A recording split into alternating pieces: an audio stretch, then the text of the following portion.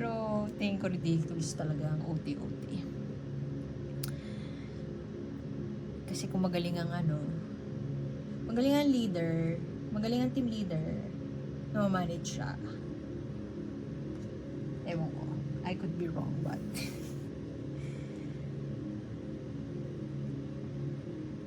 ganon. Medyo, alam mo yun dati na,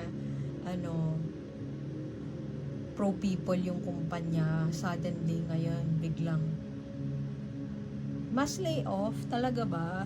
Yung ganon. So, parang, pwede din na may secret info, insider info na sinabi sa'yo yung kaklose mo na boss, tas biglang, oh shit, parang, ba't naman ganon? Ang unfair naman nun. So, medyo hindi mo pa sure. Siguro nag-contemplate ka pa, inisip mo pa saan ka pupunta.